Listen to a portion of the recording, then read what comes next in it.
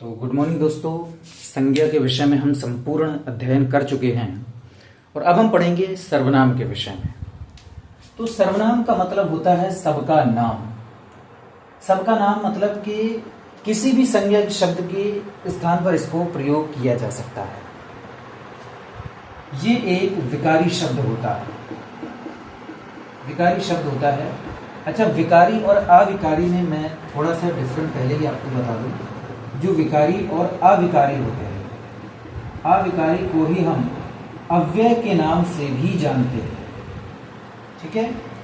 जो विकारी शब्द होते हैं वो शुरू के 4 होते हैं। नंबर 1 पर आता है संज्ञा, नंबर 2 पर आता है सर्वनाम, नंबर 3 पर आता है विशेषण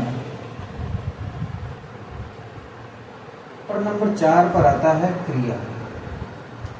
ये जितने भी हैं ये सब के सब विकारी शब्द होते हैं। और विकारी होते क्या हैं? परिवर्तनशील।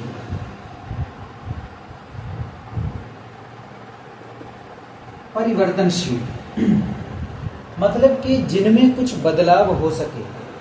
अब वो बदलाव किसके अनुसार होता है? तो बदलाव होता है लिंग, वचन, काल और कारक के अनुसार। इनके अनुसार बदलाव होता है। अब इनके आधार पर यदि किसी भी शब्द में बदलाव होगा तो वो विकारी शब्द कहलाएगा, और इनके अनुसार किन्हीं भी शब्दों में यदि बदलाव नहीं होता है तो वो अविकारी या फिर अव्यय शब्द कहलाते हैं। जैसे मैंने कहा लड़का खेल रहा है, तो ये लड़का है, इसका लिंग क्या है? पुरुष, मेल है, व्यक्ति है, इसका लिंग ये है, तो लिंग पुरुष है। इसी के आधार पर देखो ये जो क्रिया है रहा है, ये इसकी अकॉर्डिंग आई है, मेल क्रिया है, पुल्लिंग क्रिया है। अगर यहीं पर मैं कर दूं लड़की, तो फिर लड़की खेल रही है, तो ये होता है विकारी शब्द, परिवर्तन। लेकिन यदि जैसे मैं कुछ कहूंगा कि लड़का, जैसे लड़के वहां खेल रहे हैं, तो यहां पर आप कितना भी बदलाव कर लेना, लड़के खेल रहे हैं, लड़का वहां खेला, लेकिन इसमें कोई परिवर्तन नहीं होगा। चाहे आप लिंग में बदलाव करें, चाहे आप वचन में बदलाव करें, चाहे काल में, चाहे कारक में, किसी में भी परिवर्तन कर दें, लेकिन ये शब्द परिवर्तित नहीं होगा। इसीलिए अव्यय या अविकारी शब्द कहलाएगा। तो शुरू की जो 4 होती है विकारी शब्द होते हैं जो बदल जाते हैं, और बाद में इसके बाद आता है 5वें नंबर पर होता है क्रिया विशेषण। क्रिया विशेषण 6वें नंबर पर आता है संबंध बोधक अव्यय। इसमें तो सीधा सीधा लिखा ही होता है संबंध बोधक अव्यय। 7वें पर आता है समुच्चय बोधक अव्यय, समुच्चय बोधक अव्यय, और 8वें पर आता है विस्मयादि बोधक अव्यय।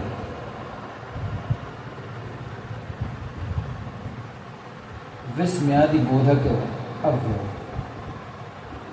ये परिवर्तनशील नहीं होते हैं, इसीलिए इन्हें हम अविकारी या अव्यय शब्द कहते हैं। ठीक है, अब आगे बढ़ते हैं।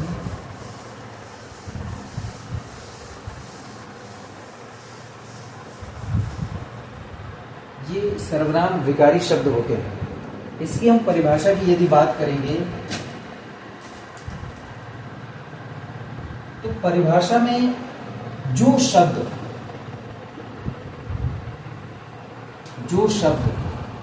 संज्ञा के स्थान पर आते हैं वो सर्वनाम कहलाते हैं। या दूसरी बात, जिन शब्दों को हम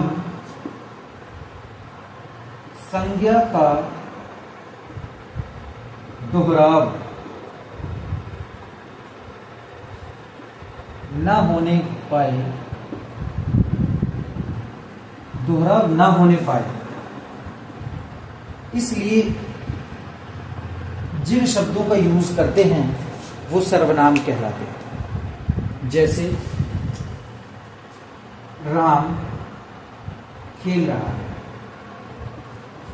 ठीक भाई, राम खेल रहा है। राम खा रहा है, साथ में राम बातें कर रहा है, ठीक। अब इस राम शब्द को 3 बार क्यों यूज किया? ये अगर हम इनको पढ़ेंगे कि राम खेल रहा है, राम खा रहा है, साथ में राम बातें कर रहा है, तो थोड़ा सा सेंटेंस वाक्य पढ़ने में हमें अच्छा नहीं लगेगा। यहीं पर अगर मैं कह दूं राम खेल रहा है, वह खा रहा है, साथ में वह बातें कर रहा है। भाई एक बार तो हमने इंडिकेशन दे दिया कि हाँ राम के विषय में बात हो रही है, बार बार उसका दोहराव नहीं करना होता है। उसी दोहराव से बचने के लिए हम सर्वनाम शब्दों का यूज करते हैं, ठीक है।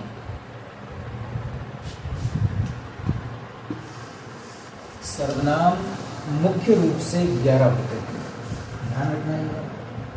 इस सर्वनाम 11 होते हैं मुख्य रूप से। तू, आप, जो, सो, कोई, कुछ, कौन, क्या, और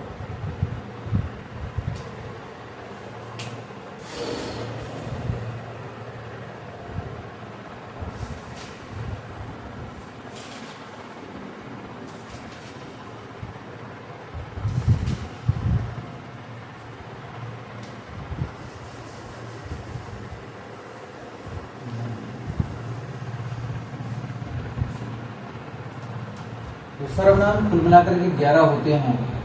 ये होता है मैं, तू, आप, कोई, कुछ, यह, वह, कौन, क्या, या कैसे भी हो सकता है इसमें, ठीक है।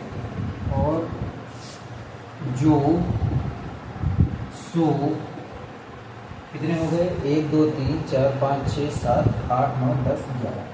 तो ये 11 होते हैं। ये मुख्यतः इनको सर्वनाम की कैटेगरी में रखा जाता है कि जब पूछा जाता है कि सर्वनाम की कुल कितने, सर्वनाम मुख्य प्रकार से कितने होते हैं, तो हमें बताना 11 होते हैं, उनमें ये होते हैं, ठीक है।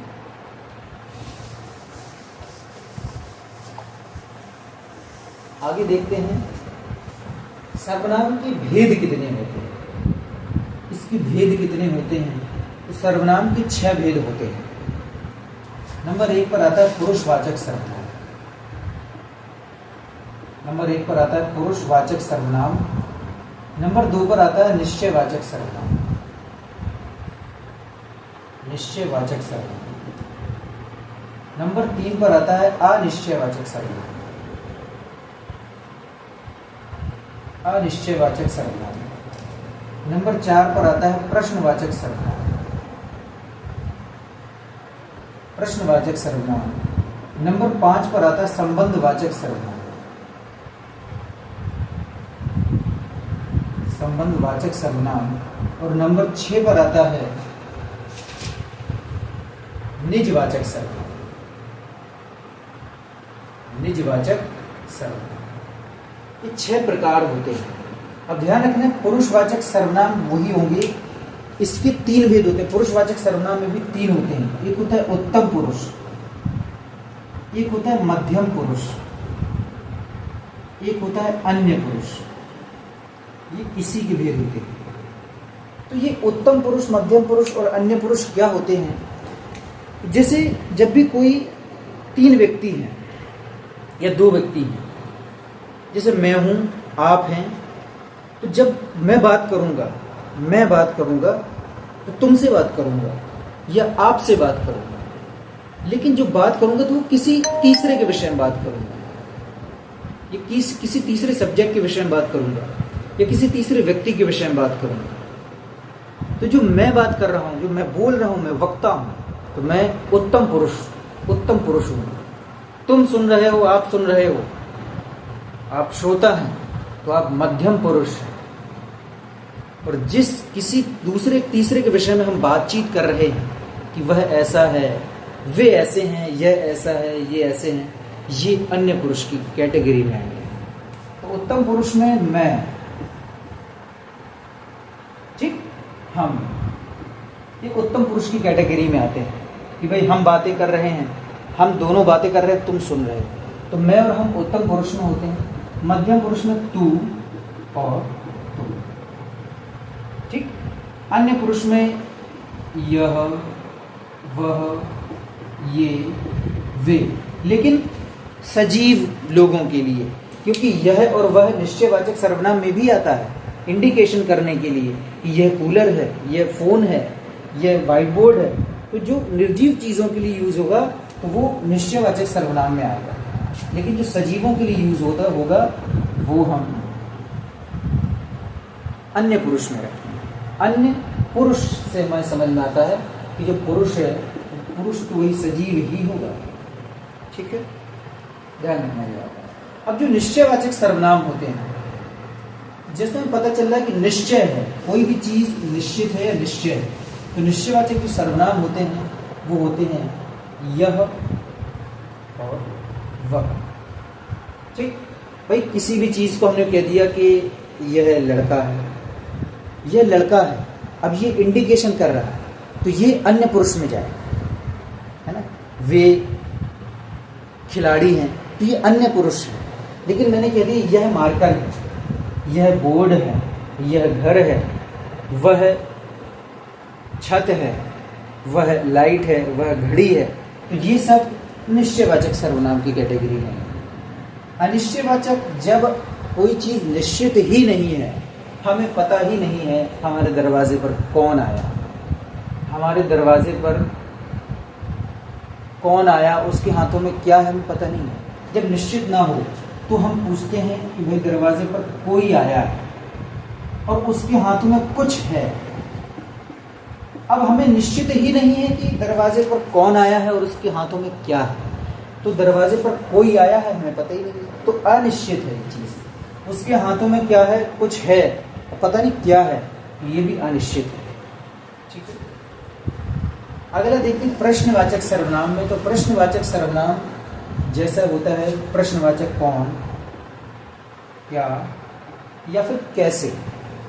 भाई सर्वनाम, मैंने कहा, अब ये सर्वनाम की कैटेगरी में क्यों आते हैं? जैसे मैंने कहा कि वह कौन है,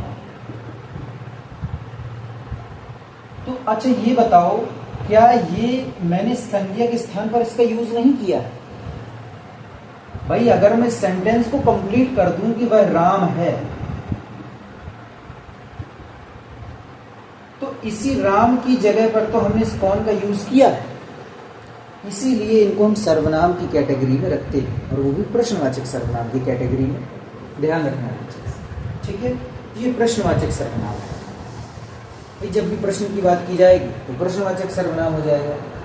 संबंधवाचक सर्वनाम एक दूसरे से संबंध होता है, इसमें जैसे जो, सो, जैसी, वैसी,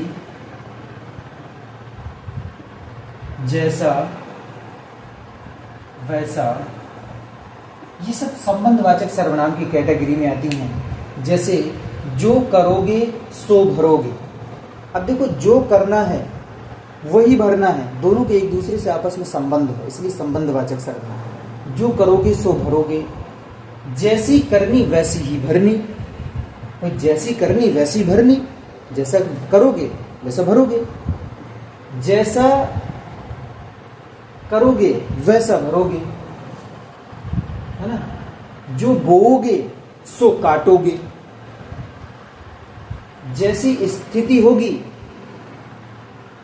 वैसी सिचुएशन या वैसी जैसी मानसिक स्थिति होगी वैसी ही क्रियाएं करोगे, है ना। जैसे लोगों से मिलोगे वैसा ही व्यवहार करोगे। तो ये सब चीज़ें संबंध दर्शाती हैं। भाई जैसे लोगों से संबंध रखोगे वैसा ही नेचर तुम्हारा भी डेवलप होगा। तो ये सब संबंधवाचक सर्वनाम की कैटेगरी है। अब निजवाचक सर्वनाम, तो निज मतलब होता है, ये जो इस निज का मतलब होता है अपना या अपने आप। ठीक, तो निजवाचक सर्वनाम में आता है आप, आपसे या अपने आप। मतलब कि जब भी कोई व्यक्ति या कोई सब्जेक्ट कोई भी कार्य खुद से करे तो वहां पर निजवाचक सर्वनाम होता है। जैसे मैं अपना काम स्वयं करता हूं, तो यहाँ पर जो काम मैंने किया है स्वयं किया है, तो ये निजवाचक सर्वनाम है। वह अपने आप घर चला जाएगा, वह अपने आप घर चला जाएगा, भाई खुद से घर चला जाएगा, भाई खुद से घर चला जाएगा ना, खुद से घर चला जाएगा, है ना। वह अपने आप घर चला जाएगा, वह खुद से काम कर लेगा, वह अपने आप से पूछ लेगा, वह स्वयं से काम कर लेगा। तो ये सब निजवाचक सर्वनाम होते हैं। तो सर्वनाम संज्ञा बहुत बेसिक सी चीज़ें हैं, इनमें कुछ ज़्यादा होता नहीं, होने के लिए तो बहुत होता है। सर्वनाम शब्दों की कारक संरचना भी होती है, वो पढ़ेंगे, लेकिन जो बेसिक चीज़ें हैं पहले वो हमारी क्लियर होनी चाहिए। भाई मैंने बताया ना कि जो सर्वनाम शब्द होते हैं ये विकारी शब्द होते हैं, इनमें लिंग, वचन, काल और कारक के आधार पर परिवर्तन होता है। तो लिंग के आधार पर परिवर्तन सब कुछ बताएंगे, वचन के आधार पर परिवर्तन, कारक के आधार पर परिवर्तन, काल के आधार पर परिवर्तन किस प्रकार से होता है, सभी विषय पर हम चर्चा करेंगे। अभी के लिए हमारा जो सर्वनाम टॉपिक है वो कंप्लीट है। मिलते हैं अगली क्लास में, विशेषण वाली क्लास में। Thank you.